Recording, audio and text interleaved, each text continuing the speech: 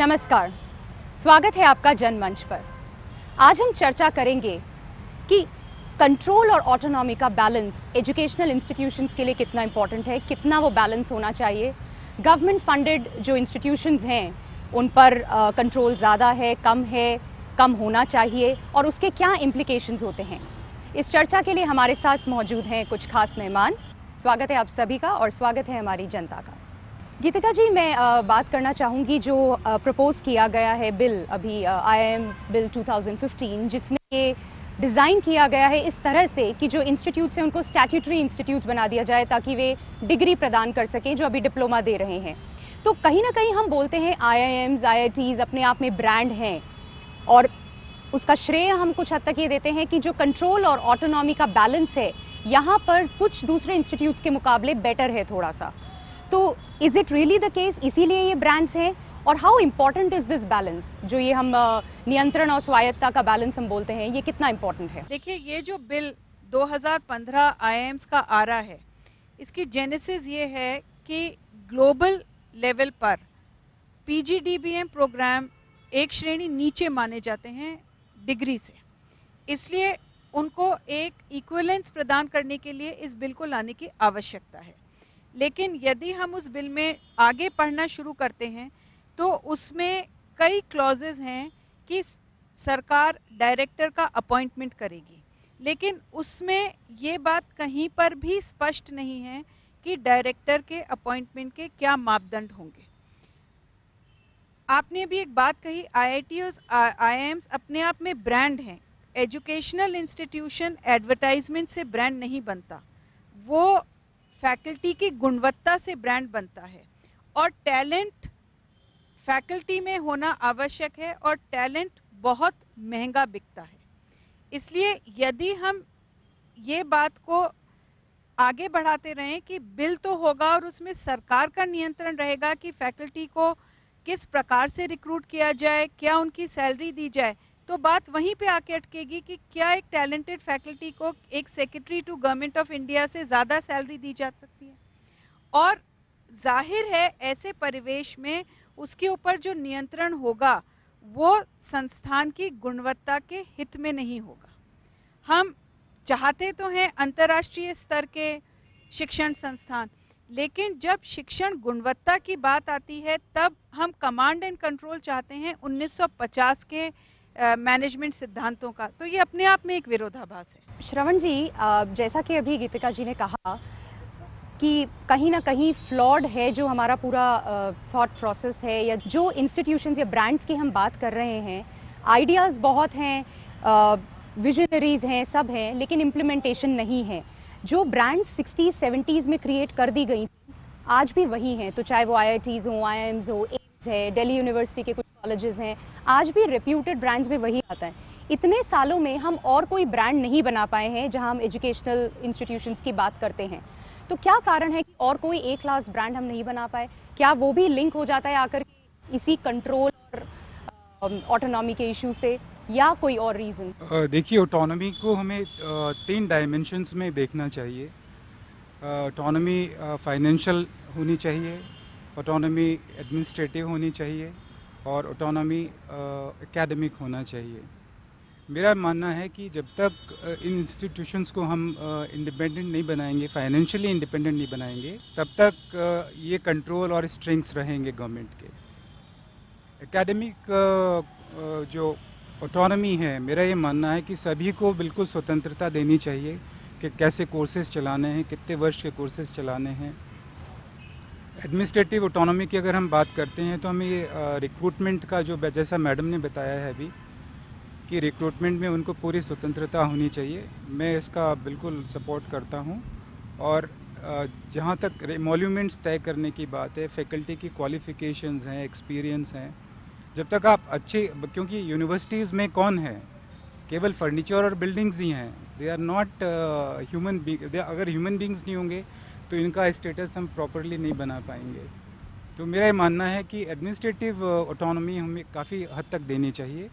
नियंत्रण जरूर रहना चाहिए, सभी इस बात को मानते हैं, बट बिल्कुल बैलेंस्ड होना चाहिए कि एडमिनिस्ट्रेटिव और कहना चाहिए एकेडमिक जो आपकी ऑटोनॉमी है उसको अलग करते हुए कंट्रोल होना चाहिए। अगर हम बोलते हैं कि ये बैलेंस होना चाहिए, तो अगर हम सरकार जहाँ फंड करती है, आप देखेंगे डे टू डे एक्टिविटीज़ में उनका कंट्रोल आ जाता है, तो ये किस तरह से आएगा? फिर ये तो एक तरह का भ्रांति है कि ऐसा हो पाएगा। या टाइम बिल जो आ रहा है उसमें बेसिक ऑब्जेक्ट तो ये है कि इनको एक तरह से हम नेशनल इम्पोर्टेंस की इंस्टीट्यूट बना दें, नंबर 1। सेकेंडली हम चाहते हैं कि इनको इनकॉर्पोरेट करके इंस्टीट्यूट्स बना दिया जाए, इनकॉर्पोरेशन कर दिया जाए। लेकिन जो प्रयास हो रहा है कि इनकी डे टू डे या रूटीन मैटर्स हैं उसमें भी हम इंटरफेयर करें, गवर्नमेंट इंटरफेयर करे, तो वो नहीं होना चाहिए। अगर आप इसको कम कर देंगे तो मेरे ख्याल से इस बिल के ऊपर किसी को आपत्ति नहीं होनी चाहिए। जनमंच पर चर्चा जारी रहेगी एक छोटे से ब्रेक के बाद।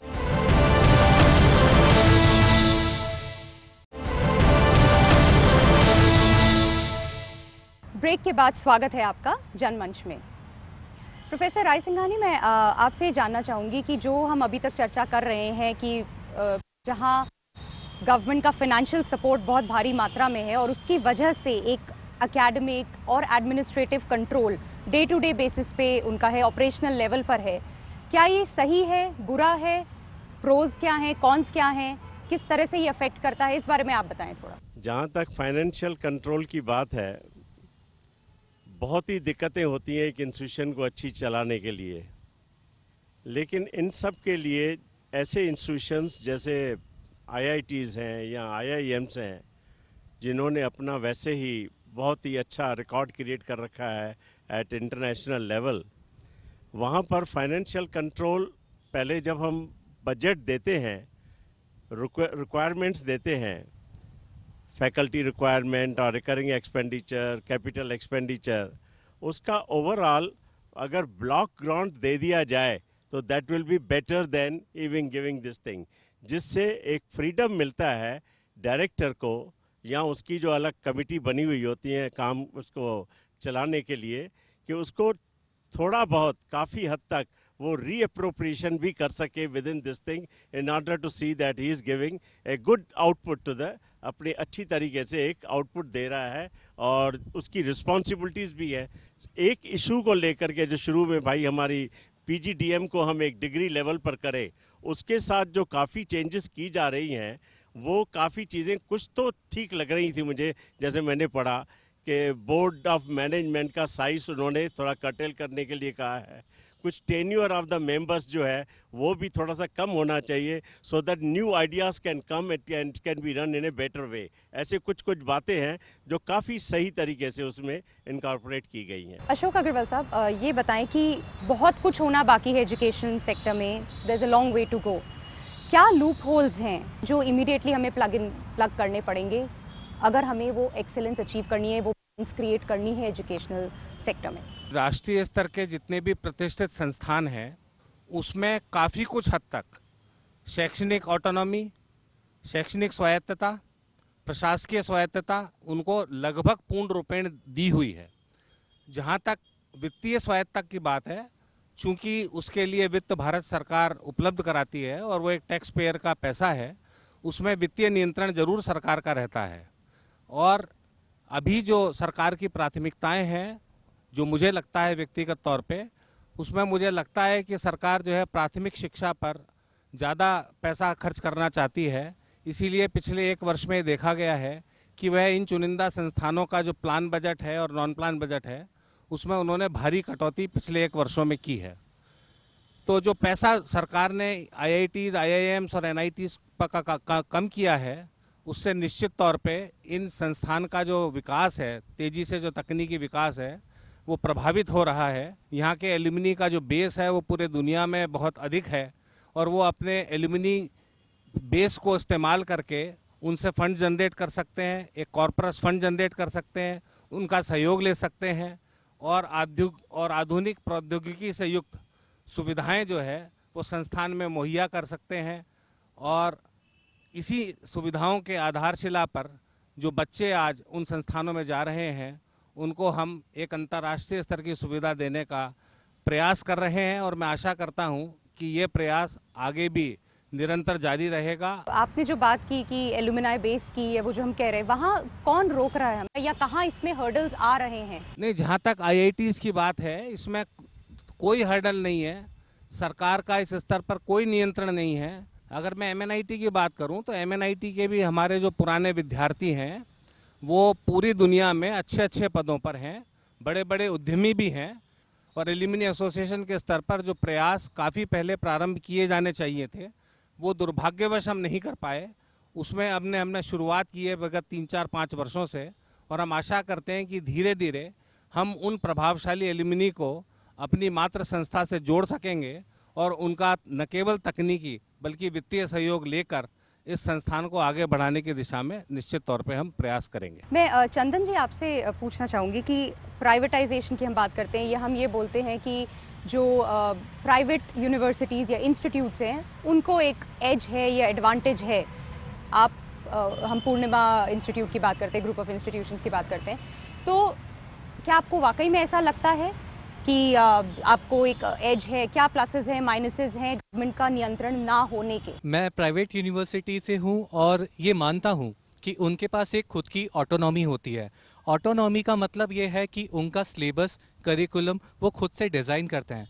तो जो मार्केट में जो आज के ओरिएंटेड कोर्स हैं, जो रोजगार उन्मुख कोर्स हैं, उनको वो बढ़ावा देते हैं और उन कोर्सेज को सिलेबस में कवर करके आज के जो MBA के जो स्टूडेंट्स हैं उनको वो शिक्षा प्राप्त करते हैं। जिससे फ़ायदा ये होता है कि आज की जो कंपनीज़ हैं जो कि प्लेसमेंट्स में आती हैं, वो आज की डेट के हिसाब से, आज के ज़माने के हिसाब से कोर्स किए हुए लोगों को प्लेसमेंट देती है और इससे उनका प्लेसमेंट अच्छा जाता है।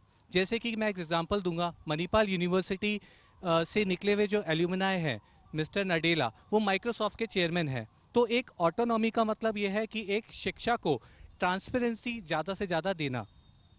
सेकेंडली मैं बोलना चाहूँगा कि एक PGDM को डिग्री में कन्वर्ट किया जा रहा है इस IIM बिल के तहत, लेकिन जहाँ तक टॉप 4 IIM का जो मैं मामला मानता हूँ कि वो 2 IIM तो टॉप 100 बिजनेस स्कूल्स में पहले से ही हैं, लेकिन जो नए IIMs हैं उनको एक गैम्बेट के अंडर में, उनको एक अम्ब्रेला के अंडर में लाने की गवर्नमेंट की कोशिश है, जिससे कि होगा ये कि MBA डिग्री सारे IIMs देंगे, लेकिन जो ऑलरेडी जो दूसरे बिजनेस स्कूल्स हैं उनको भी अपने को इनोवेटिव करके, इनोवेशंस की ज़रूरत होगी, नहीं तो जो नए IIMs हैं वो उन इंस्टीट्यूट से आगे निकल जाएंगे। तो आज के ज़माने की ज़रूरत के हिसाब से कुछ डिसीजंस गवर्नमेंट के ठीक हैं और कुछ के लिए जो गवर्नमेंट ऑटोनॉमी है वो एक लिमिट ही रखनी चाहिए। बट आई फील इज कि ओवरनाइट IIM अहमदाबाद भी IIM अहमदाबाद नहीं बना था। बिल्कुल, टाइम और चेंजेस जो है वो धीरे धीरे ही आते हैं। जहाँ तक ऑटोनोमस यूनिवर्सिटीज़ का सवाल है, I would like two point कि IIM अहमदाबाद आज जो है वो खुद के ही बलबूते पर है। जो वो बना और जैसे उसने फ्लरिश किया वो खुद के ही वर्किंग कल्चर, वर्किंग स्टाइल से ही किया है।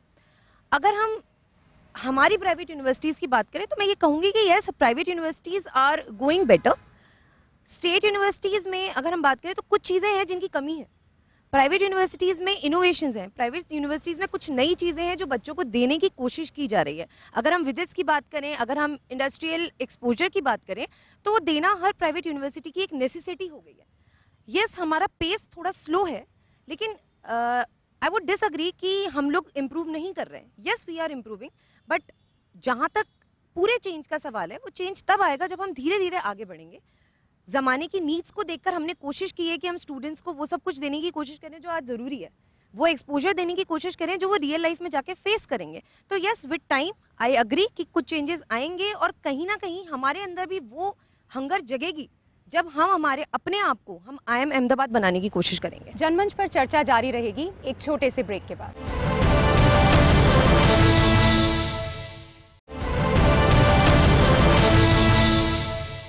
ब्रेक के बाद स्वागत है आपका जनमंच में। गीतिका जी, मैं आपसे रूबरू होना चाहूँगी, और अभी जो हम अदिति जी से बात कर रहे थे, private institutions with what ever benefits that they have, autonomy के चलते, जो हम अभी अदिति जी ने भी शेयर किया, तो क्यों हम कोई brand over the time create नहीं कर पाए? अग्रीड, स्लो हम आगे बढ़ रहे हैं, सब कुछ है, IIMs IITs भी ओवरनाइट ब्रांड्स नहीं बनी है, ओवर द टाइम बनी है, बट फिर भी जो प्राइवेट इंस्टीट्यूशंस प्रॉबली कुछ टाइम पहले से चलते आ रहे हैं, आज भी शायद उस लेवल पर नहीं पहुंच पाए हैं। सो इज़ इट दैट कि गवर्नमेंट का कहीं ना कहीं कंट्रोल ज़रूरी है जो हम बोलते हैं, या Is it some other reason? Higher education एक बहुत जटिल विषय है, उसको हम एक या दो पैरामीटर्स में नहीं समझ सकते। प्राइवेट यूनिवर्सिटीज़ में कुछ ब्रांड्स बनी हैं, बनने के कगार पर हैं, लेकिन प्राइवेट इंस्टीट्यूशंस में भी सबसे इम्पॉर्टेंट फैक्टर फीस का है, जिस पे नियंत्रण सरकार का है। और दूसरी बात जो हम बात कर रहे हैं बार बार कि नियंत्रण होना चाहिए या नहीं और ऑटोनॉमी किस हद तक होनी चाहिए, सवाल ये नहीं है कि ऑटोनॉमी होनी चाहिए या नहीं होनी चाहिए, नियंत्रण तो हर चीज़ पे होना चाहिए, क्योंकि निरंकुशता कभी भी विकास नहीं कर सकती है। मुद्दा ये है कि किस चीज़ पे और कितना होना चाहिए। So the issue is what should you regulate and how should you regulate. आप कुछ कहना चाहेंगे? जी। जैसे अगर प्राइवेटाइजेशन हो गया तो जैसे इनकी फ़ीस जो इंस्टीट्यूट्स की है, प्राइवेट इंस्टीट्यूट्स की, उनकी फ़ीस कुछ ज़्यादा ही होती है, तो हर कोई वो अफोर्ड नहीं कर सकता, तो इस चीज़ से नुकसान मतलब जनता को होता है। देखिए, आईआईएम्स जो थे और वो एक टाइम में सरकारी फंड से ही पले बढ़े थे। जब सरकार ने उनकी फंडिंग पैटर्न चेंज किया तो उन्होंने अपनी फ़ीस एकदम बढ़ा दी। आज आईआईएम्स भारत में करीब करीब सर्वाधिक महंगे एमबीए प्रोग्राम्स हैं। तो जब हम उच्च शिक्षा को एम्प्लॉयमेंट से जोड़ेंगे तो वहाँ पे एक रिटर्न ऑन इन्वेस्टमेंट का कंसेप्ट शिक्षा लेने वाले को भी लगाना पड़ेगा, और उस रिटर्न ऑन इन्वेस्टमेंट पे उसको ये देखना पड़ेगा कि जो मैं पैसा लगा रहा हूँ उस पर मुझे कितना रिटर्न आ रहा है। तो कहीं पर मानसिकता शिक्षा लेने वाले की भी ये होनी चाहिए कि यदि मुझे गुणवत्ता चाहिए तो मेरी फ़ीस बढ़ेगी, लेकिन फ़ीस में अनाप शनाप बढ़ोतरी हो जिसका कहीं लॉजिक ना हो और उस बढ़ोतरी के अनुरूप क्वालिटी नहीं मिले। सरकार का काम उसको रेगुलेट करना होना चाहिए, न कि इसको कि आप एक्स अमाउंट ऑफ फीस लो और वाई लो। आप किस प्रोसेस से बढ़ाओगे, आपके क्या इंडाइसेस हैं, आपका क्या डिलीवरेबल है, आप रेगुलेशन आउटपुट पे करो बजाय प्रोसेस के। I want to ask this one question, that whenever we talk about MBA colleges, why just we talk about IIMs? Why don't we talk about second and third after them? Like we ourselves tag IIM as a big tag because there are successful people from everywhere. There are alumni who have done much more better than IIMs. But why just we talk about IIMs every time? Just specifically IIM. Why not FMS and everything else? श्रवण जी, मैं इसमें आपसे जानना चाहूँगी कि क्या ऐसी एक brand बन गई है और हर चीज़ को एक जहाँ माइलस्टोन मानते हैं या एक बेंचमार्क मानते हैं कि IIM, IIT, IIM, IIT, ऐसा क्यों है और कब हमारे जो बाकी के इंस्टीट्यूट्स हैं कहाँ कैसे वो लैग कर रहे हैं, क्या है? आपको अपना ब्रांड वैल्यू बनाना पड़ेगा, तभी आपकी बात सामने आएगी। एक बात मैं ये ऐड करना चाहता हूँ कि आपने फ़ीस का मुद्दा उठाया था। देखिए, स्टूडेंट्स को स्कॉलरशिप मिलना चाहिए और स्कॉलरशिप भी नीड्स ब्लाइंड होना चाहिए। ये नहीं कि आप किसी रिजर्व कैटेगरी से आते हैं तो आपको स्कॉलरशिप मिलना चाहिए या गवर्नमेंट सब्सिडी मिलना चाहिए। तो आपका उत्तर यही है कि आप अगर फीस ज़्यादा है तो लोन लेकर के पढ़िए। नीड्स ब्लाइंड होना चाहिए स्कॉलरशिप या लोन्स जो होंगे, और अगर आपको गवर्नमेंट से सब्सिडी मिलती है तो that can I mean lesson the burden of yours. Respected panel, I want to ask that on the path of making growth or making brand name, is the increasing fees is the last option to making them brand names? And brand तभी बनेगा जब आपके यहाँ अच्छी faculty होगी, अच्छे students आएंगे, आप ऐसे कोर्सेज चलाएंगे जिनकी एम्प्लॉयबिलिटी होगी, तभी ब्रांड बनेगी। PGDM कोर्सेज और MBA कोर्सेज को जो बराबर का दर्जा मिल रहा है वो एट टाइम सही है क्या? कैट को हम सबसे टफेस्ट एग्जाम मानते हैं overall, and it is the only exam शायद जिसमें कोई लूप होल भी नहीं हुआ है। अगर कैट को क्लियर करके कोई बच्चा PGDM कर रहा है तो मेहनती तो वो भी उतना ही है, तो अगर उसे इक्विवेलेंट मिल रहा है तो उसमें कुछ गलत नहीं है। हाँ, ये बात सही है कि इक्विवेलेंस में आप ये देखिए कि शायद कॉर्पोरेट में इक्विवेलेंस का कोई फर्क नहीं पड़ता, लेकिन अगर हम एकेडमिक्स की बात करें तो वहाँ इक्विवेलेंस का फर्क पड़ता है। तो ये मानना बिल्कुल गलत है कि MBA का बच्चा जो है वो मेहनत कर रहा है, PGDM का बच्चा कैट को क्लियर करके जो बच्चा आ रहा है, तो कैट तो suppose to be the most toughest examination over India. So I think कि मेहनत तो वो बच्चा भी उतनी कर रहा है, तो अगर इक्विवेलेंट डिग्री ले रहा है तो कुछ गलत नहीं है। they're not providing the quality education they need to provide. If we compare ourselves to IITs and IIMs, we are not even providing the desired quality and desired amount of quantity we need to provide. A circular we are providing. In RU we used to have I think 10 to 20-year-old syllabus. We are studying on that economy. Right. Professor Raisinghani, आपसे मैं जानना चाहूँगी। पहला जो मुद्दा उठ रहा था कि पीजीडीएम को हम एमबीए के बराबर कर रहे हैं, ऐसी बात नहीं है। जो एजुकेशन दी जा रही थी इन इंस्टीट्यूशन में, that was at par with MBA जो दे रहे थे। ये तो हम सिर्फ उसका नाम चेंज करके इक्वलेंस तो पहले ही इस्टेब्लिश कर चुके थे और कह भी चुके थे कि PGDM awarded by this IIMs is equivalent to MBA कर दिया गया था। ये तो वापस हम इसको पार्लियामेंट से एक्ट बना करके ये इंट्रोड्यूस कर रहे हैं और उनका नॉलेज किसी भी वर्ल्ड लेवल पर अलॉटेड जो भी डिग्रीज देते हैं एमबीए, उनसे किसी भी कारण से कम नहीं था ऐसा। दूसरी बात अभी ये उठा रहे हैं कि हम अपना ब्रांड नेम कैसे बढ़ा सकते हैं या आपको स्कॉलरशिप देनी चाहिए। हर एक इंस्टीट्यूशन कोशिश करता है कि जब वो 1-2 सेमेस्टर वहाँ पढ़ाई कर ले तो उसको merit come means scholarship institution भी दे, लेकिन उसके लिए भी हमें रिसोर्सेज जनरेट करने पड़ते हैं। बिकॉज जो नॉमिनल फीस चार्ज की जा रही है उससे उसको मीट करना मुश्किल है। But for that I will say that VGI is trying to create the funds so that we will give the merit cum need scholarship to the students after उन्होंने फर्स्ट और सेकंड सेमेस्टर में अपना establish किया है, पढ़ाई में अच्छी दी है, रिजल्ट्स अच्छी दिए हैं, उसके बाद उनको नीड भी है, उनको जज करके हम उनको वो देने के लिए पूरी कोशिश कर रहे हैं और द बेस्ट एजुकेशन दी जाए। लेकिन उसके साथ साथ चूंकि यहाँ पर छात्र भी बैठे हैं, मैं चाहूँगा उनका भी होल हार्टेड कंट्रीब्यूशन बहुत ज़रूरी है, जिससे हम उनको ग्लोबल लेवल का एक इंजीनियर या अपने बिजनेस एडमिनिस्ट्रेशन में वो डिग्री दे सके। जी, जो चर्चा आज हमने की है उससे ये बात तो तय है कि जो इशू कंट्रोल या ऑटोनॉमी का है वो अकेला डिटरमिन नहीं करता है इंस्टीट्यूशंस के फलने फूलने को या थ्राइव करने को या उनके सक्सेस को। ब्रांड क्रिएट होती है वहाँ के फैकल्टी से, वहाँ के क्वालिटी ऑफ स्टूडेंट्स से, जो कोर्सेज हैं, बहुत से अलग फैक्टर्स हैं।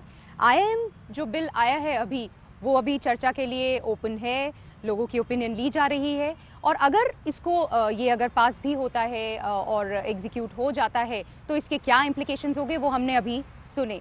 तो हम यही आशा करते हैं इस प्लेटफॉर्म के थ्रू कि जो सरकार की बात है, जनता की बात सरकार तक पहुंचाएं और सरकार की बात हम आप तक लेकर आएं। और हम आशा करते हैं कि आपकी बात वहां तक पहुंची होगी। इस मुद्दे पर जो भी हमने चर्चा की उसका कोई ना कोई परिणाम ज़रूर निकलेगा। बहुत बहुत धन्यवाद। देखते रहिए जनमंच।